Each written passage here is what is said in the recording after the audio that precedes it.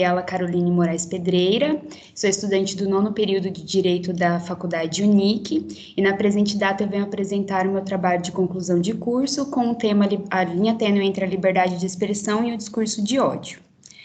Como objetivo geral, eu venho justamente discutir a necessidade de reconhecimento entre a distinção entre esses dois assuntos, né? Partindo da detida análise da evolução histórica das leis, dos costumes e como é que a cultura pode influenciar diretamente nisso. Os objetivos específicos seriam, né, narrar a história dos costumes, bem como identificar a diferenciação entre a liberdade de expressão e o discurso de ódio, e apresentar também o que diz as leis brasileiras e o que poderá usar alguns artigos em analogia, né, que significam também o discurso de ódio. Bom, a justificativa é parte desse reconhecimento, né, da tênue diferenciação entre esses dois assuntos, uma vez que ele é um problema que ocupa demasiadamente hoje em dia, né, um assunto bem presente, uma vez que a proteção da manifestação livre da opinião com as possibilidades jurídicas devem ser feitas, né, e por se tratar da era da informação, é algo que está bem presente, uma vez que às vezes as pessoas ultrapassam, né, o limite da liberdade de expressão, acreditando que só estão exercendo a sua liberdade, mas na verdade ela está ferindo o direito de outrem. Como metodologia, foi usada a pesquisa bibliográfica, tanto em artigos e também como mestrados em relação ao assunto, também matérias jurídicas e jornalísticas. Inicialmente, eu vou começar falando sobre a evolução histórica dos costumes, né, e um pouco sobre o direito à liberdade de expressão e também os direitos humanos. Bom, por que os costumes e a cultura influenciaria diretamente nesse comportamento? Porque a cultura e os costumes é a primeira faculdade do homem, né? É como ele se relaciona com a sociedade, considerando que aquilo que ele aprende desde criança, né, influencia em suas ações no futuro, a partir do momento que ele nasce em um lar e o que é lhe repassado é o que ele transmite, né, perante a sociedade.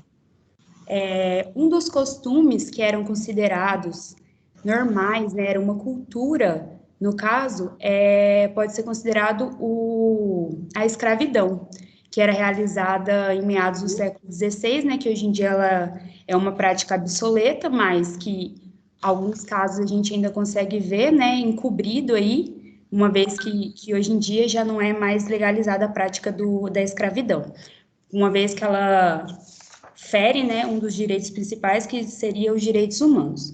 Os direitos humanos, ela é uma conquista bastante tardia na história da humanidade, uma vez que ela surgiu somente em decorrência da Segunda Guerra Mundial, né, das atrocidades da Segunda Guerra Mundial, o nazismo, em 1948, com a Declaração Universal dos Direitos Humanos, né.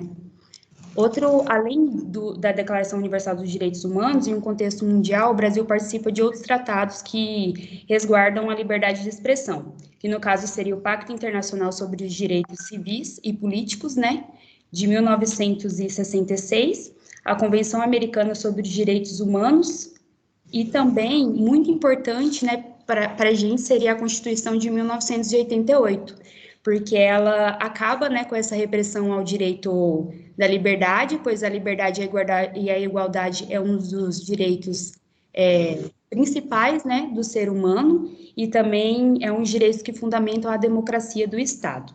Bom, como discurso de ódio, eu venho trazendo que o que seria esse discurso de ódio? Seria você objetificar uma pessoa, discriminando em relação à sua raça, gênero, nacionalidade, sexualidade ou religião.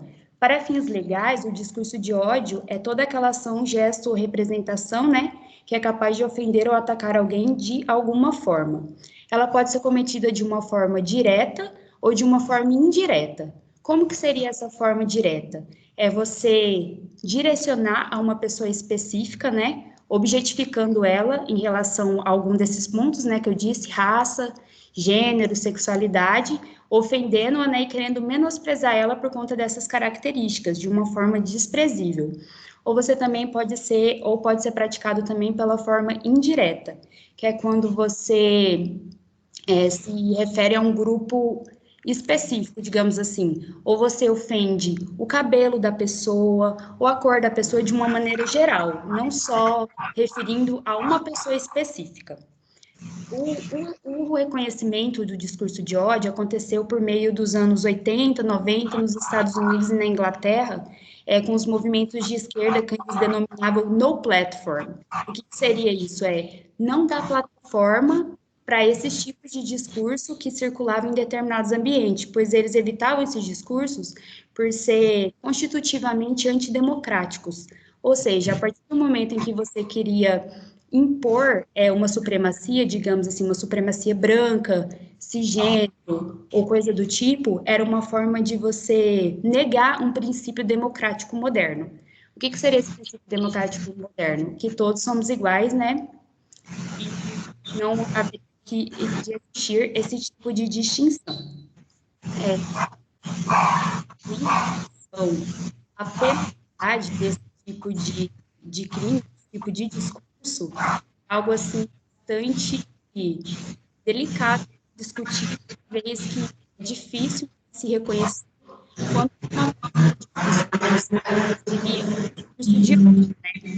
quando que o Estado conseguiria distinguir a prática desse discurso.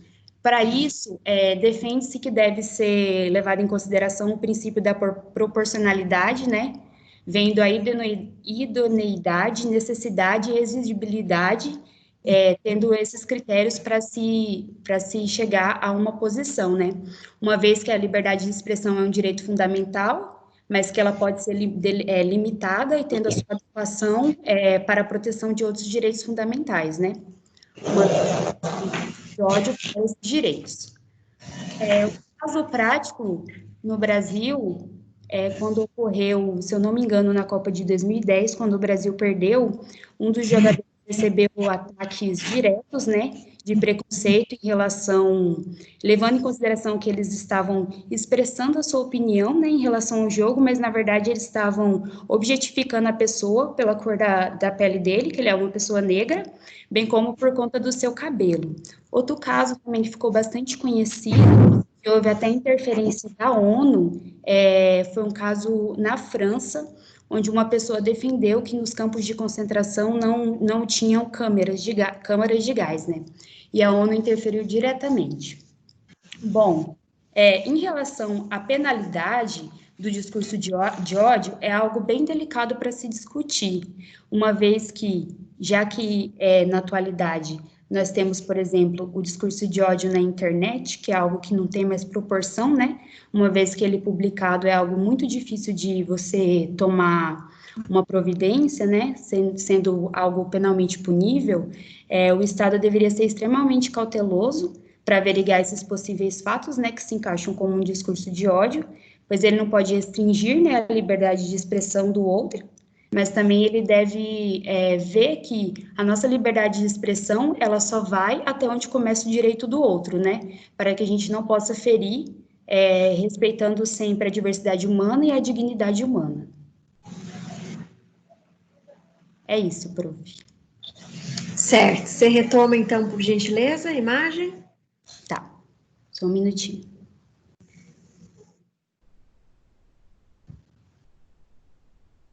Retornou, prof? Retornou, você está me vendo? Tô, aham.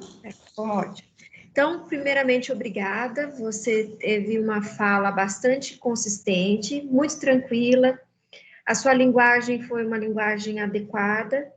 Você foi bastante sólida durante sua apresentação.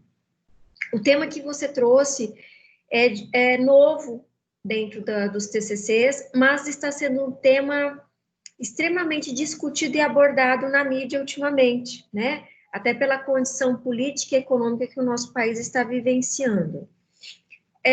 Eu vou te perguntar o seguinte, juridicamente falando, e analisando o seu ponto de vista dessa tenacidade e o quanto é difícil imaginar que está sendo preconceituoso ou não, quando você observa o cenário político hoje relacionado ao Supremo Tribunal Federal e as várias manifestações que têm ocorrido, principalmente durante os finais de semana, você classificaria como discursos de ódio ou não? Ou apenas expressão de liberdade? Os ataques feitos ao STF, essas coisas assim que têm ocorrido, olha, prof, eu acredito que sim, porque assim, nós temos sim o direito de liberdade de expressão e nós temos que, e ainda mais em relação à política, nós temos mesmo que cobrar, né? Mas eu acredito que você incitar de alguma forma o ódio,